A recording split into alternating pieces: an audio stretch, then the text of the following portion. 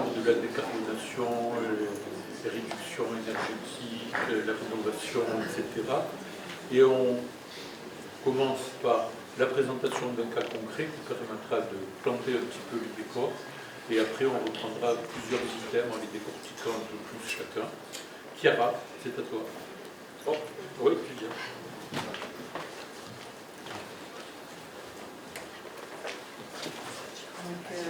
Vous m'entendez? Oui. Donc, bonjour à toutes et à tous. Merci René de m'avoir proposé de venir parler de rénovation et de Bacalvin. C'est pas bon?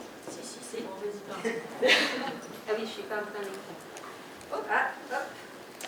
Et voilà. Donc aujourd'hui, un maître d'ouvrage qui veut réaliser une opération, il fait face donc à des nouveaux enjeux. Donc on vient d'en parler dans le module précédent, des enjeux climatiques notamment. Donc on ne peut plus tout simplement faire tabula rasa d'un bâtiment existant. On est obligé de se questionner sur le potentiel du bâti existant, parce que donc cela semble évident, mais un des meilleurs moyens de réduire les émissions de carbone, c'est de ne pas démolir systématiquement, mais de reconstruire, de réadapter le bâti existant, de lui trouver des usages renouvelés et d'améliorer ses performances énergétiques.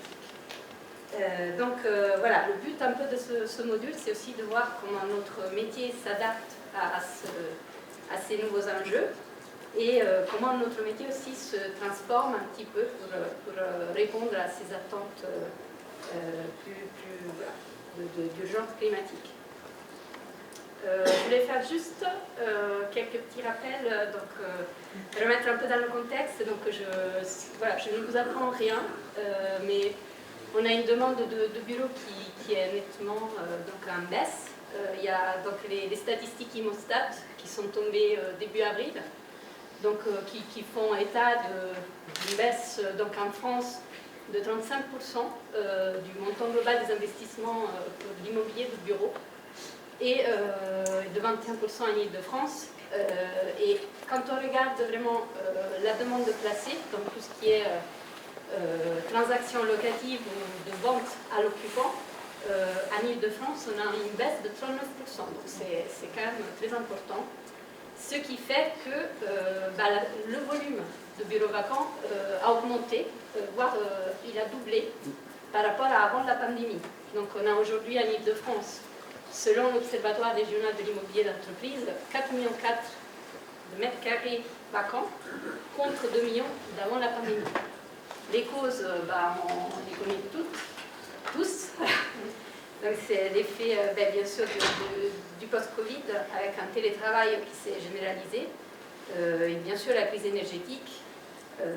Voilà. Donc, et en parallèle, donc on a un marché du logement qui est un peu à deux vitesses. Donc on parle beaucoup ces temps-ci de crise du logement. Je dirais que c'est une crise du logement neuf surtout, parce que à côté de ça, on a un frémissement du marché des logements rénovés. Donc, et on a des promoteurs qui se sont vraiment spécialisés, donc ils ont gagné ce pari de se spécialiser dans la transformation de bâtis existants. Et c'est voilà, un peu de ça que je voulais vous parler aujourd'hui, en ayant en tête que l'objectif commun à tous les acteurs du bâtiment, donc on ne peut plus l'ignorer, c'est de réduire l'impact carbone, donc aussi bien en neuf qu'à la rénovation, et donc de donner la priorité, bien évidemment, aux filières de matériaux biosourcés, géosourcés, possiblement locales, de favoriser donc la réhabilitation, mais aussi là où on peut la surélévation, la transformation, et de développer le réemploi. C'est important, donc je pense qu'il faut le dire. C'est un véritable mouvement, donc voilà, qui s'exprime sous des formes très différentes. Donc il y a une très belle expo pavillon de l'Arsenal, où on a présenté une quarantaine de projets de transformation. Il y a des ouvrages qui sortent et qui mettent en avant la notion de réparer la ville, donc de refaire la ville sur elle-même. Alors ce n'est pas nouveau, bien sûr, mais ça prend de l'ampleur, ça s'accélère. Donc il faut savoir qu'à Paris, le 70% des autorisations, de demandes d'autorisation d'urbanisme concernent des projets de transformation. Donc je pense qu'on est obligé de prendre cette donnée en compte dans notre métier. Et voilà, c'est un message qui est largement relayé aussi dans la presse. Donc voilà, je voulais vous le citer. Et donc si on revient à ce qui nous intéresse plus particulièrement aujourd'hui, voilà, ce qu'on peut constater, c'est une plus grande complexité, technicité du projet. Donc on en a pas mal échangé entre nous. Et c'est vrai qu'on n'est plus dans le schéma tout béton, tout bois. On est vraiment, comme disait Nicolas, on a un panel, une palette très riche de matériaux aujourd'hui qu'on doit donc pouvoir construire avec. Et donc il faut qu'on étudie ces matériaux d'un point de vue acoustique.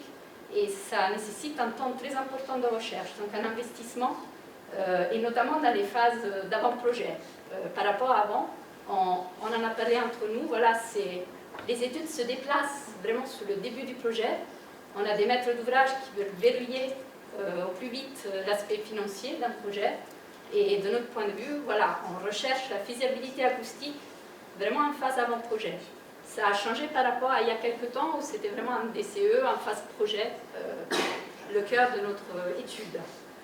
Donc la bonne nouvelle, c'est, il me semble que notre rôle technique, il est mieux reconnu qu'avant, quelque part, du fait de la complexité. C'est-à-dire on devient, après on peut en débattre, mais on devient indispensable à la réflexion. Donc on est souvent appelé là où avant on n'était pas appelé. Et par contre, on peut aussi en débattre, mais notre mission, en termes de temps et de répartition, au sein de la maîtrise d'œuvre, n'est souvent pas à la hauteur.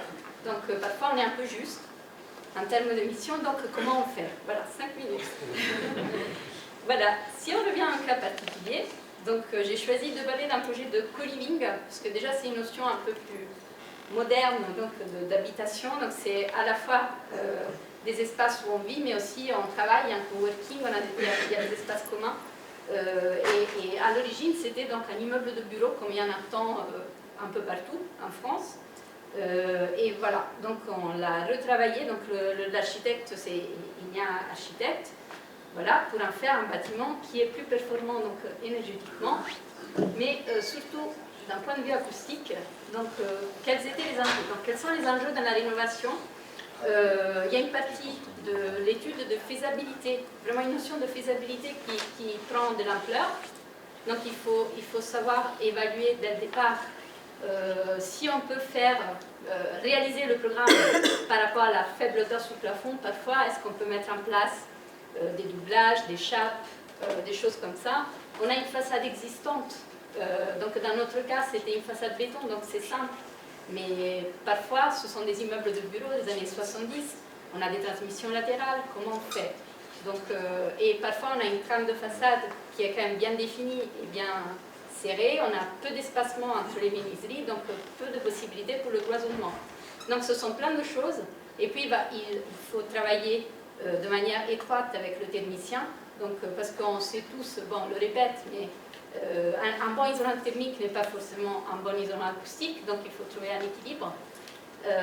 Et aussi mettre tout ça en accord avec le principe de ventilation choisi. Donc c'est là on travaille avec les fluides. Et pour la partie, donc c'est un projet qui a donc aussi une partie en surélévation bois, donc avec voilà, une construction bois assez classique en l'occurrence, mais avec voilà, donc une partie de matériaux biosourcés. Je voulais mettre l'accent aussi pour tout ce projet de transformation sur l'aspect migratoire. C'est là où la notion de faisabilité est vraiment importante dès la visite du bâtiment. Si on se rend compte qu'il y a voilà, un métro qui passe pas loin, parce que c'est bien beau quand un promoteur vous dit j'ai un beau garage, je vais en faire des lofts, c'est juste à côté du métro, donc c'est parfait, les gens vont vouloir venir y habiter. Et oui, mais un niveau de bruit régénéré dans un immeuble de bureau, il peut être acceptable, mais ça ne l'est pas forcément pour un immeuble de logement. Donc attention à mettre ça tout de suite en valeur avec le promoteur. Je sais, c'est pas facile de briser le rêve d'un promoteur, mais il vaut mieux ça que finir un sinistre parfois. Voilà. Donc voilà, c'est juste pour illustrer que voilà, on est parti de parking, on a fait des salles communes, donc vous imaginez bien qu'on n'avait pas beaucoup de place. pour la correction acoustique et puis pour l'isolation et le sol. Ça, c'est la partie plutôt surélévation. Donc, on est venu rajouter 2 niveaux de studio. Et voilà, pour en faire des studios voilà, où il y a une kitchenette, une salle de bain, des espaces communs. Donc, c'est ça un peu la notion de co-living. Donc, ce sont des gens qui restent souvent un mois, 6 mois. Donc, voilà, c'est plutôt orienté cadre d'entreprise. Et voilà, avec des résultats à réception qui étaient tout à fait corrects, donc au-dessus de la réglementation pour l'isolement voilà, au bruit aérien, à la fois pour la partie rénovation et en surélévation, en horizontal, en vertical. Je les passe rapidement, mais juste pour vous montrer qu'on peut y arriver, voilà, et des résultats, donc bien qu'en basse fréquence on évolue mieux, mais ça reste quand même correct. Et donc en conclusion, voilà, ce que je voulais dire, c'est que la réduction de l'impact carbone passe aussi par un choix programmatique, donc, qui est celui du maître d'ouvrage et que nous, on doit suivre en tant qu'acousticien. Donc, c'est le fait, d'après l'architecte, sur cette opération, on a une réduction de l'impact carbone qui est proche du 35% par rapport à une opération de construction, de déconstruction et reconstruction. Donc, c'est déjà un acte assez militant en soi, et donc on va y être confronté de plus en plus. Et on améliore la performance énergétique du bâtiment, on emploie des matériaux biosourcés, et donc par rapport à nous, donc à notre métier, voilà, on a un temps important passé pour la phase de diagnostic, de faisabilité, et un suivi des travaux qui devient vraiment essentiel en rénovation, parce qu'il y a des solutions qui s'adaptent au fur et à mesure avec les surprises qu'on a en rénovation. Et pour la partie surélévation, donc un temps d'étude qui lui est plus long, mais un suivi de chantier, voilà, je voulais finir sur une note positive. Pour la construction de bois, les entreprises commencent à bien intégrer certains principes, et donc au final, le suivi de chantier était plutôt fluide, et avec des bons résultats à la fin. Donc voilà, donc au final, la partie surélévation bois, c'était moins compliqué que la partie rénovation. Moins de résistance de la part de l'entreprise, et donc globalement un projet qui fonctionne. Voilà. Retour d'expérience de l'atelier ex-Adif Bois. Merci Karine pour l'invitation et puis au GIEC pour l'invitation également. Juste un rappel, puisque Adif Bois s'inscrit dans une continuité, notamment les premiers travaux d'Adif Bois qui avaient eu lieu de 2009 à 2014, vous les connaissez tous, mais qui regroupaient des tests en labo et in situ, et qui a instauré en premier les prises en compte des basses fréquences, la nécessité de prendre en compte les basses fréquences pour coupler le ressenti acoustique, le confort, avec un indice qui n'est pas dans la réglementation, mais avec un indice cohérent. Et toutes les solutions et les études qui avaient été faites dans Adif Bois étaient plutôt orientées sur des ossatures bois. Et donc Adif Bois prend en fait la suite de ces travaux, plutôt orienté sur des solutions CLT, puisque Adif Bois, c'est l'association des immeubles à vivre bois, c'était plutôt des immeubles grande hauteur, avec un principe constructif CLT qui était beaucoup plus commun dans ces constructions-là. CLT, Cross Laminate Timber, donc c'est les panneaux de lames de bois collés dans un sens et dans l'autre massif. On a réalisé, donc je ne sais pas, Philippe était sur les sondages, donc je ne sais pas qui connaît les travaux d'Adif Bois qui ont été faits, publiés. Donc il y a eu un test en laboratoire de réaliser au CSTB, et puis un prototype, une maquette à échelle 1 au FCBA, donc avec des mesures et études qui ont été faites par le groupement habituel CSTB, FCBA et CERCAL. Les travaux d'Adif Bois se sont terminés, l'association Adif Bois s'est terminée en 2022, et le groupement d'acousticiens bas carbone qui a été constitué pour faire tous ces travaux perdure, et il y a une commission qui a été créée par la filière bois qui sera pilotée par la CAPEB, qui fait plutôt l'action politique. Moi je vais la co-animer avec la CAPEB, c'est Roya Labille qui pilotera ça. Et ça sera du coup la commission technique de la filière bois, plutôt un lieu d'échange, de partage, Et puis on va pouvoir reproposer également des missions et des essais avec le FCBA pour avoir des financements Codifab et autres. Donc je vais laisser la parole à Karine sur le... C'est là. Petit rappel, parce que René m'a dit, il faut rappeler. Accoudois et Adivois ont permis de fixer des objectifs sur lesquels on peut s'entendre, sur lesquels on peut se baser dans nos études, qui sont qu'on a des objectifs laboratoires à minimum à atteindre, et puis des objectifs minimum à viser aussi in situ, qui sont ceux-là, donc c'est ceux des logements, pour ce qu'on a mis c'était pour les logements, et on a rajouté donc l'indice basse fréquence inférieur à 55 dB. Je vais passer très vite sur les slides, puisque notre temps est compté. Les références sont à la fin de cette présentation qui vous sera disponible. Vous pourrez télécharger tous les rapports. Les études qui ont été faites par le CSTB, CERCAL et FCBA. Pour les planchers notamment, on a travaillé, parce que j'étais dans le groupe Adivois, sur des planchers qui pouvaient être soit en sous-face apparente, donc on voit le bas apparent en sous-face, et qu'est-ce qu'on doit mettre au-dessus pour que ça marche. Donc la solution c'est celle qui est en verre, avec des graviers et une sous-couche acoustique et une chape. Pas n'importe quelle sous-couche, pas n'importe quel gravier, donc tout est dans le rapport, vous avez des masses à respecter, des rigidités dynamiques, des choses comme ça. Et puis vous avez aussi le panneau de bois qui peut être doublé en sous-face, et comment on fait si on double en sous-face, quelle est la solution qui fonctionne. Celle qui fonctionne, c'est avec chape et faux plafond, et ce qui nous permet de maîtriser aussi les transmissions latérales totalement et de contremonter le bâtiment comme on veut, donc, et de répondre au sujet feu aussi. Ça, c'était des résultats des essais qu'on avait pu faire en laboratoire, et une maquette Adivois qui était réalisée à Bordeaux. Voilà sa tête, les partenaires sont cités. On a fait hyper attention à essayer de bien ne pas oublier les gens de façon politique. Là-dessus ne sont pas nommés tous les bureaux d'études qui ont participé et qui ont, il y en a plein de présents dans la salle. Et c'était une belle expérience et un beau partage qu'on souhaite faire perdurer avec les acousticiens bas carbone. Les conclusions. Donc, ce que je vous présente, c'est les slides de Cathy Guigou qu'elle a présenté au Forum Bois Construction. C'était en avril dernier. La salle étant 2 fois plus remplie qu'ici, et je pense qu'il y avait une dizaine d'acousticiens seulement. Donc l'acoustique est un sujet qui est vraiment important pour les gens de la filière. En tout cas, dans les 3 jours du forum, les 2 ateliers qui ont vraiment eu beaucoup de monde, c'était acoustique et incendie. Donc les gens sont sensibles, quoi. Donc les résultats, c'est ça, c'est que ce que disait Cathy, la méthode prédictive 1, 2, 3, 5, 4 est adaptée. Je mettrai un bémol.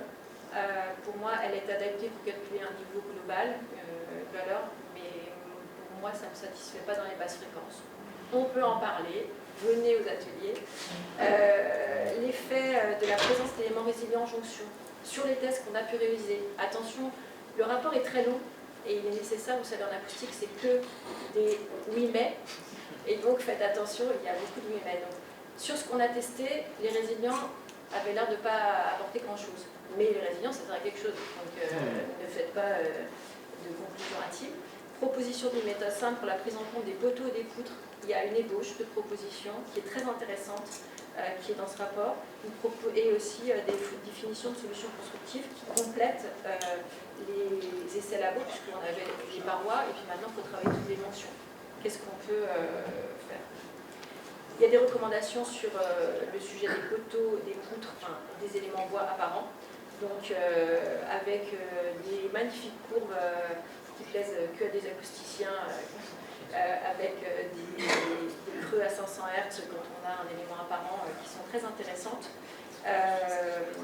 Et la question qui est toujours posée, c'est est-ce qu'on peut laisser du bois apparent dans des logements? Et donc la réponse qu'on a pu apporter lors de ces essais, c'était que d'après ce qu'on voit, et on a encore regardé des très petits volumes, etc., mais d'après ce qu'on voit, on pourrait laisser des éléments apparents, Maintenant, il y a vraiment une faiblesse à 500 Hz, c'est-à-dire qu'on répond aux critères réglementaires, mais en termes de confort, on ne peut pas se permettre de dire que ça va marcher avec ça et que on déconseille fortement de laisser des poteaux apparents, notamment dans des chambres. Voilà. C'est à toi de parler là. Je sais plus, je crois que c'est même sur la slide d'avant. Ah, pardon. Non, pas de souci. Juste qu'on appelle donc sur la maquette et les choix aussi des planchers qu'on a testés, on avait la chance de ne pas être attaché à un projet qui doit absolument marcher ou des choses comme ça, donc on a aussi testé un peu dans les choix.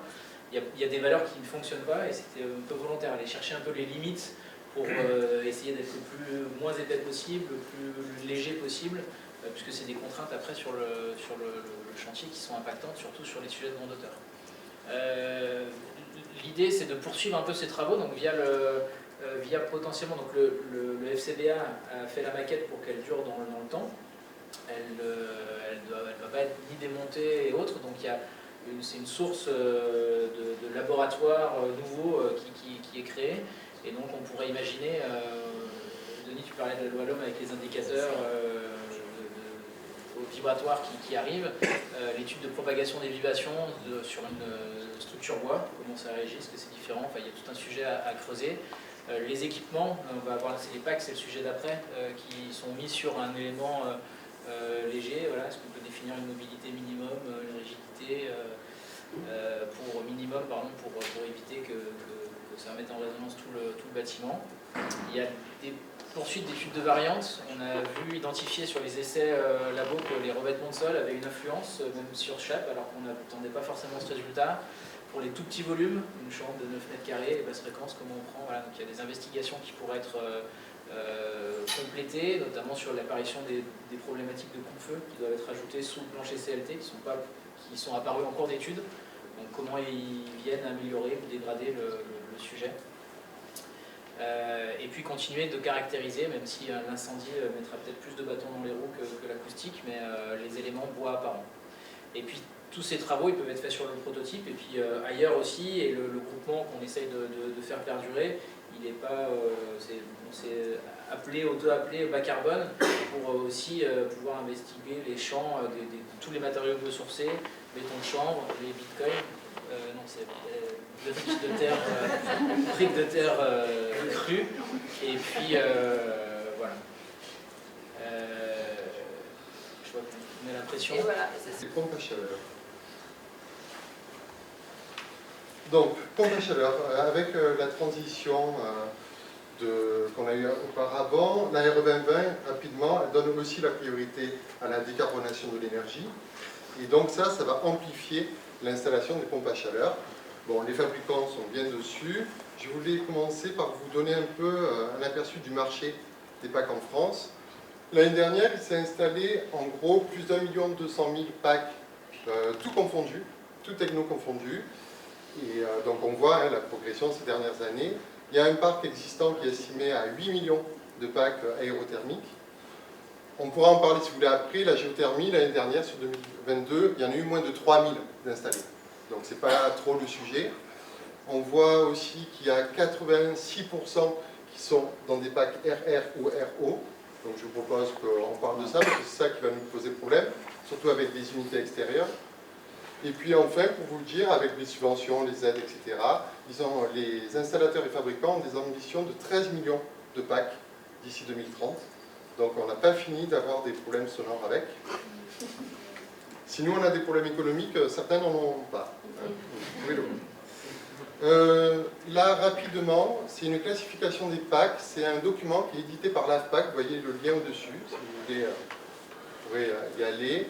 Ça classe que pour le logement collectif les solutions qui sont collectives et les solutions individuelles, puisqu'on peut avoir des solutions individuelles dans un logement collectif aussi.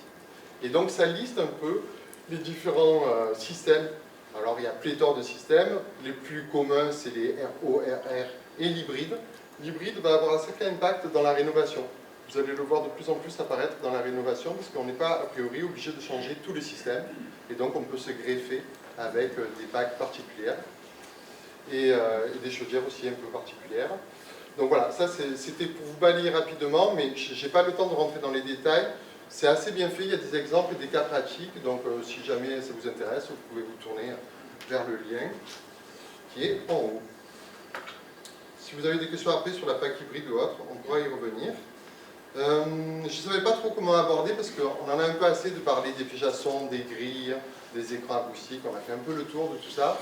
Donc je me suis dit que j'allais vous présenter un peu les composantes sonores et vibratoires. Je n'ai pas la place d'écrire vibratoire, mais et vibratoire aussi. Et donc dans le diagramme de droite, celui de gauche pour vous représenter si vous avez un doute sur les composants des unités extérieures. Et sur le diagramme de droite, en fait, ça reprend les sources principales et secondaires que l'on retrouve dans les pompes à chaleur. Donc principal, c'est le ventilateur et le compresseur. Et secondaire, c'est l'échangeur et les vannes. Donc tout ce qui est après lié à la tuyauterie. On va pouvoir y revenir, mais il n'y a malheureusement pas que ça, c'est aussi l'interaction entre les éléments. Donc si on prend que le ventilateur, vous allez dans des études du CETIAT ou autres au labo, on a bien défini l'étude acoustique des ventilateurs, pas de problème.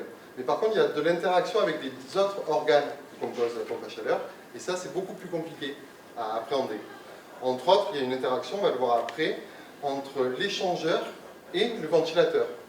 L'échangeur, il aspire l'air extérieur, il se prend par l'échangeur, et en fait, il crée des turbulences, des mouvements tourbillonnaires, qui vont finalement interagir avec le ventilateur, et réciproquement. Du coup, on n'a jamais le ventilateur idéal, comme on l'a en labo, seul. Et tout ça, ça interagit. Il y a une autre interaction aussi, c'est entre le compresseur et les vannes de tuyauterie. Typiquement, des coups de bélier. Et ça aussi, ça peut interagir. Donc on peut très bien réfléchir qu'au compresseur. Il y a des gens qui font ça très bien en Europe. Il y a pléthore aussi de compresseurs, on va en parler juste après. Mais ce qui est difficile à appréhender, c'est toute l'interaction qu'il y a derrière. 5 minutes déjà. Du coup, donc, on sait qu'il y a des transmissions par l'air, par les fluides et par la structure. Bon, on pourra y revenir si vous voulez, même à la pause, si ça vous intéresse. Ceci dit, il y a un lien aussi qui est très bien fait. Si vous voulez fouiller, c'est possible. Slide d'après, du coup. Là, on rentre un peu plus dans les détails, mais pareil, il va falloir que je balaye. Vous savez qu'il y a une multitude de ventilateurs axiaux, centrifuges, hélicoïdes, etc. Les principaux que l'on retrouve, c'est axiaux et centrifuges dans le cadre de nos packs. Bon, ouais, il y a le bruit aérodynamique qui prédomine, ça vous trouverez énormément de littérature dessus. Bruit mécanique, ok, bruit électromagnétique par rapport au fonctionnement du moteur entre le rotor et le stator.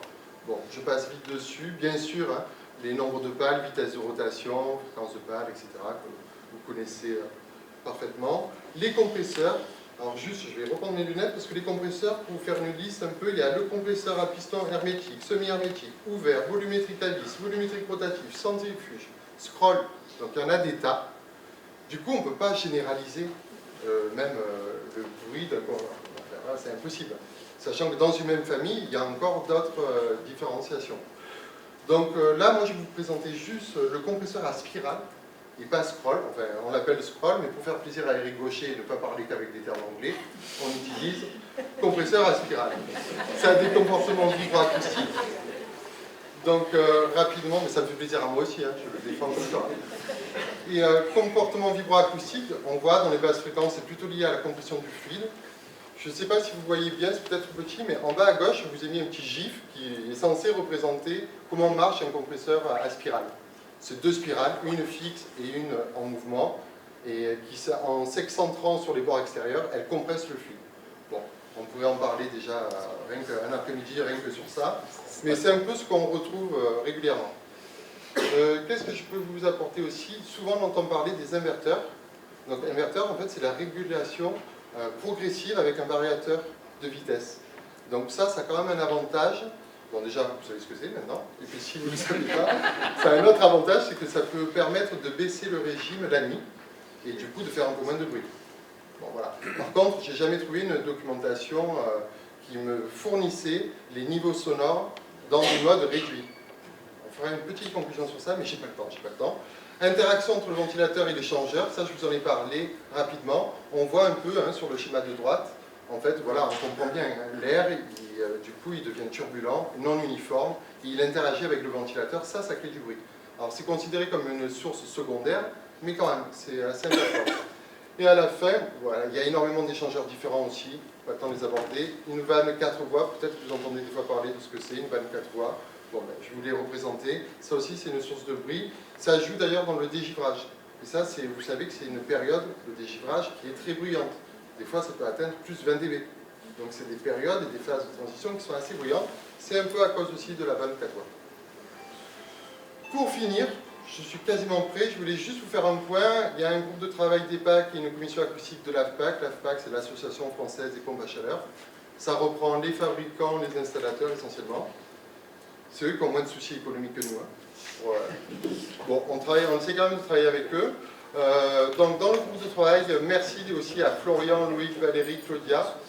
On a travaillé sur un fichier référent acoustique qui s'adressait aux fabricants. On leur a fourni. Ce fichier, c'est un fichier Excel, très simple. C'est juste partie du constat où on en a assez de courir après les informations acoustiques en permanence. Donc, en fait, on aimerait bien avoir un référent, je ne sais pas moi, de Mitsubishi, de Daikin, etc., qui nous répondent. Parce qu'en fait, ce qui se passe, c'est que où on demande à l'entreprise, qui va demander au commercial du coin, qui va demander après au laboratoire, qui va peut-être demander à notre service, tout ça jamais en direct. Donc, autant vous dire que notre information entre pression, puissance, bande d'octave, dBA et tout, elle est passée à l'as. Donc, quand même, on galère à avoir ces informations. Et comme on a un devoir de résultat, c'est quand même, ça serait bien qu'on les ait un jour. Donc on a proposé un fichier pour avoir les référents. Pour l'instant, on n'a pas eu encore de retour. Et aussi, ça je voulais un peu appuyer sur ça, la liste des caractéristiques des unités extérieures des packs. En gros, on a listé ce qu'on aimerait idéalement obtenir. Donc c'est peut-être écrit en petit, je m'excuse, mais il y a bien sûr le niveau spectral en puissance, que l'on n'a pas tout le temps. Hein.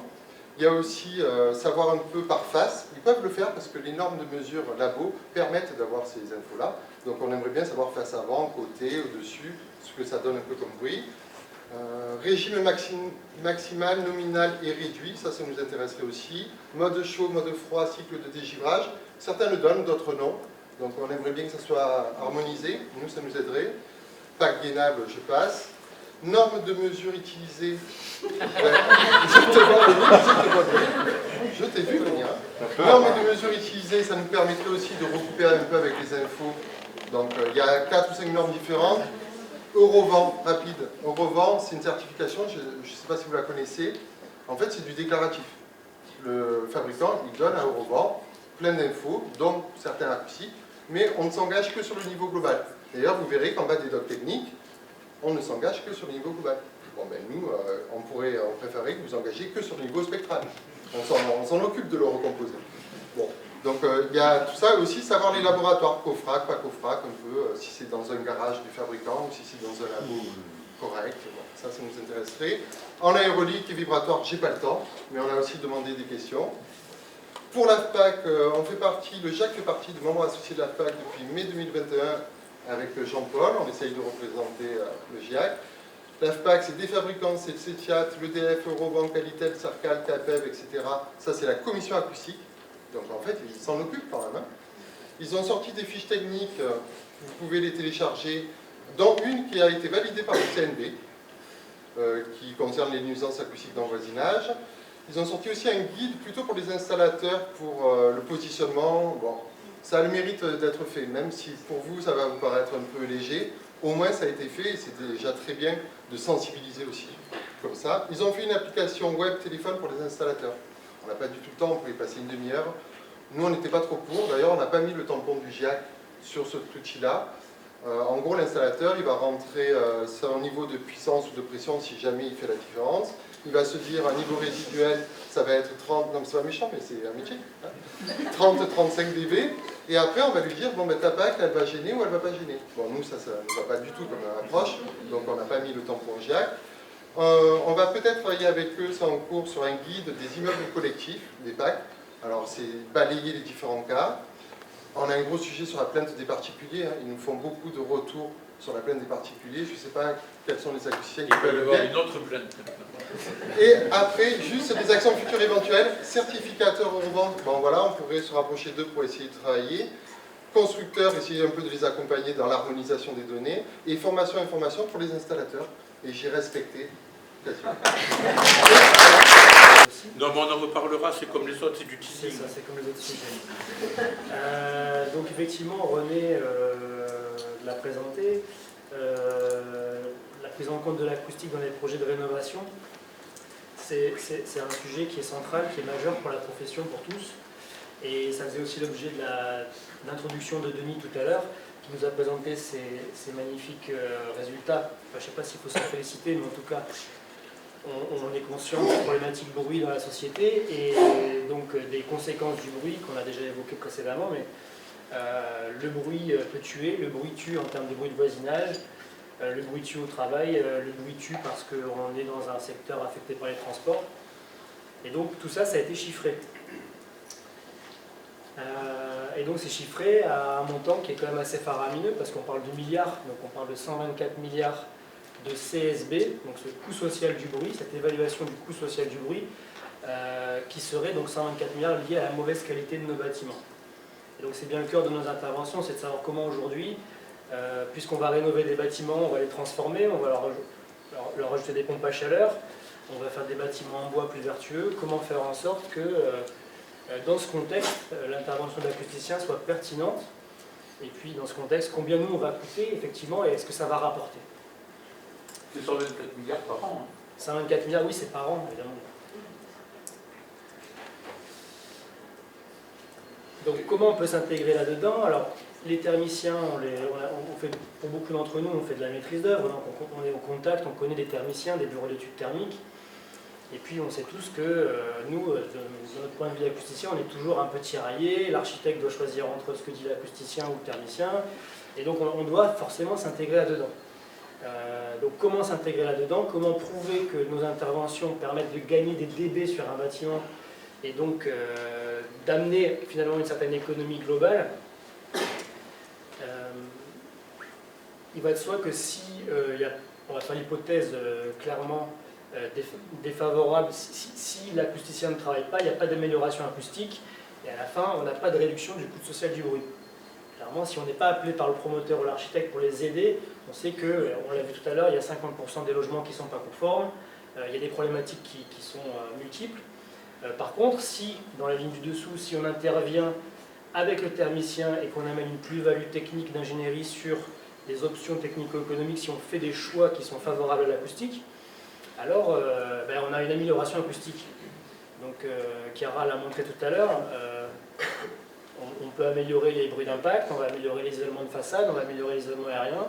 Et donc finalement, j'obtiens des gains en décibels par bâtiment. Et comment évaluer ces coûts, comment évaluer ces coûts d'opération? Eh bien, on va essayer de regarder par la suite comment est-ce que cet investissement de travaux était fiable, était valable. Est-ce que j'ai une économie globale? Alors au GIEC, on s'est posé un certain nombre de questions. Il y a un travail qui a été fait avec Denis Bozetto qui est là aussi, qu'on a présenté en septembre. On s'est demandé comment on pourrait intervenir pour rénover de manière générale un bâtiment. Et on a travaillé sur deux cas que je ne vais pas forcément détailler maintenant, parce qu'on sait tous ce qu'il faut faire pour rénover un bâtiment de manière énergétique, c'est isoler les façades, changer les menuiseries, mettre en place une VMC performante.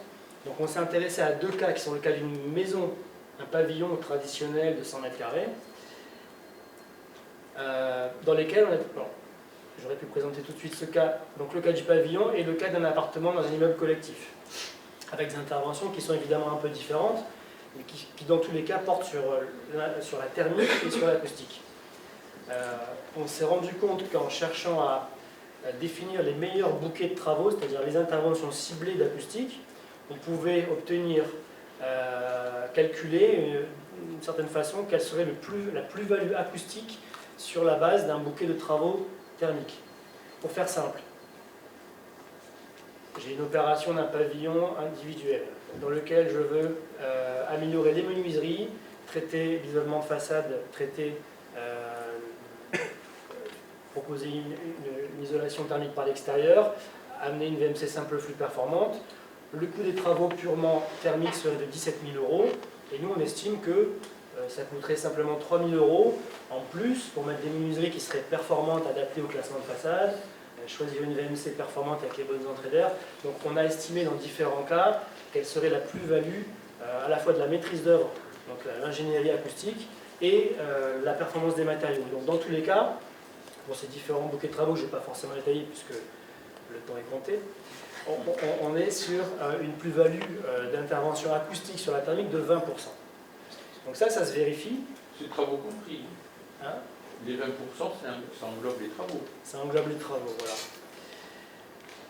Pour faire le lien avec les points noirs du bruit, parce que on sait que dans notre patrimoine bâti français, on en revient toujours à ça, on en a parlé tout à l'heure, les points noirs du bruit sont symptomatiques de l'absence de prise en compte de l'État et peut-être aussi d'un problème de financement qui mènerait à réduire ces problématiques de logement exposées au bruit. On s'est intéressé à une étude de bruit par IF qui montrait que si on réduisait donc, les points noirs du bruit, pour rappel, pour ceux qui ne savent pas, les points noirs du bruit, c'est des logements exposés à plus de 68 dBA en LDN. En réduisant les points noirs du bruit, on pourrait améliorer la situation, la vie de 3 millions de personnes. 3 millions de personnes, c'est pas rien. Ça correspond à 750 000 unités d'habitation. Donc, selon cette hypothèse de bruit par IF, on pourrait aussi, en allant un peu plus loin, améliorer encore plus la situation sonore d'encore plus de Français.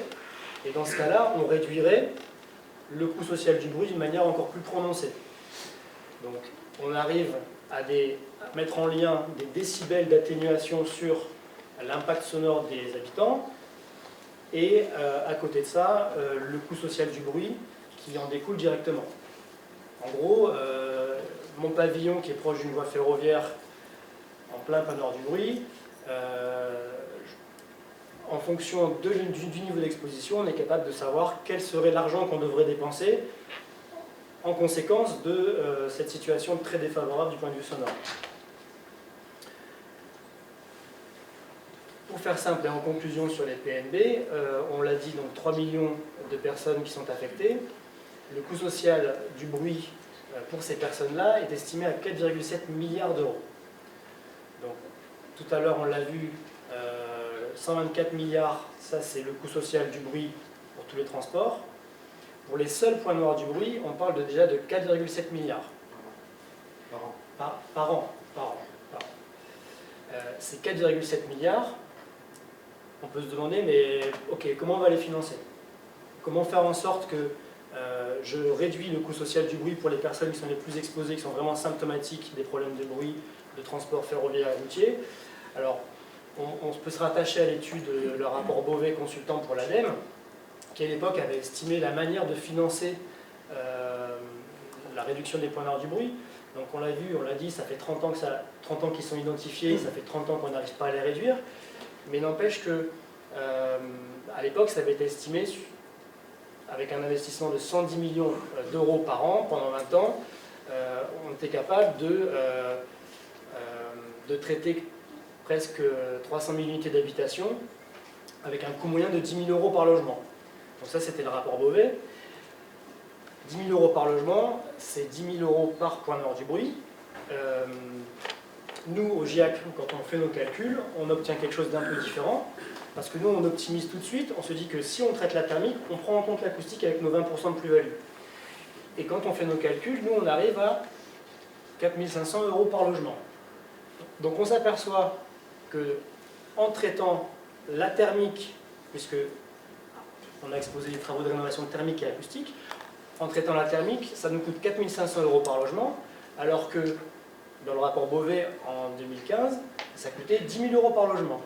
Donc une des premières conclusions de ça, c'est que ça coûte 2 fois moins cher de traiter l'acoustique et la thermique en simultané, plutôt que de prendre le problème sous l'angle du point noir du bruit, qui n'est qu'un traitement acoustique. D'accord ? Finalement, les conclusions, elles sont celles-là. Donc, surcoût de 20% par rapport aux travaux purement thermiques. Le traitement d'un PNB 2 fois moins cher qu'un traitement... le traitement d'un PNB avec la thermique 2 fois moins cher qu'un traitement de PNB seul.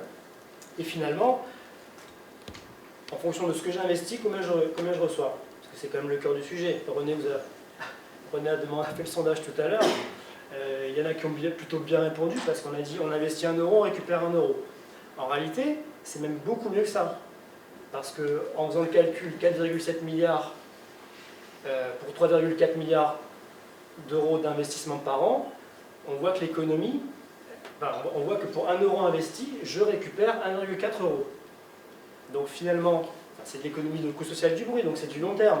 Mais on voit qu'on est clairement dans l'objectif qui était annoncé, qui était de montrer qu'il faut investir de l'argent sur les points nord du bruit notamment, mais aussi sur tout le reste, pour faire une économie de coût social du bruit. Voilà. Donc l'exercice, on peut le faire comme ça, avec un investissement annuel, et observer ce qui se passerait, ce qu'on obtiendrait en termes d'économie de coût social par an. Évidemment, si j'investis 1 500 € pendant une fois une année, j'ai une réduction de coût social du bruit qui se reporte d'année en année, mais ce n'est pas intéressant, puisque je préfère l'investir tout de suite 1 500, puisque je gagne 2 100 € par an de coût social du bruit, alors que si j'investis 100 € par an, ça c'est simple, tout le monde peut comprendre. Donc la conclusion de ça, c'est qu'il faut tout de suite investir beaucoup pour protéger le maximum de personnes. Maintenant, ce petit travail GIACS entre nous, comment on peut le mettre en perspective avec les différents dispositifs de rénovation énergétique en cours. Donc, on voit bien qu'aujourd'hui, l'État va mettre de l'argent, va mettre le paquet pour transformer des bâtiments peut-être, travailler sur la rénovation énergétique des bâtiments. Alors, on a fait un petit exercice qui est de savoir aujourd'hui combien l'État investit. Ce qui est connu, c'est que l'État va investir 2,5 milliards d'euros sous le modèle MaPrimeRénov'. Donc on a fait un petit calcul. MaPrimeRénov', ça concerne des bâtiments d'habitation pour un plafond de travaux de 35 000 €. Donc ça correspond à 70 000 unités d'habitation. Et de notre point de vue à nous, quand on fait nos calculs, on arrive à même plus que ça, 125 000 unités d'habitation. Parce que nous, on estime que le coût des travaux énergétiques avec l'acoustique intégrée coûte 20 000 €. Finalement, on s'aperçoit que l'investissement MaPrimeRénov' de 2,5 milliards d'euros par an pendant 3 ans permettrait de traiter 125 000 unités d'habitation. Et 125 000 unités d'habitation, x 3, donc on arrive aux 300 000, et on arrive clairement au nombre d'unités d'habitation qui sont annoncées dans le rapport Beauvais de 2015. Même si aujourd'hui, tout ça c'est évolutif, on sait qu'il y a peut-être plus de gens exposés au bruit parce que dans certaines zones il y a peut-être plus de trains, etc. Mais on voit qu'on pourrait très vite traiter les PNB si ces 2,5 milliards intégraient la notion acoustique tout de suite. René se rapproche. Tu veux faire la conclusion, René? Non, mais on peut conclure encore sur ce tableau d'investissement où on s'aperçoit que si on investit tout de suite les 2,5 milliards par an en créant de l'économie de coût social du bruit, au bout de 15 ans, on arrive ici à une économie de coût social du bruit qui est de 50 milliards par an. Et donc ces investissements qui se reportent d'année en année, qui permettent d'améliorer la situation pour de plus en plus de monde, permettent d'arriver au bout de 15 ans à une économie de coût social du bruit de 50 000 € qui correspond plus ou moins à 40% de ce qu'on a estimé aujourd'hui en termes de coût social du bruit lié à la mauvaise qualité de nos bâtiments. D'accord ?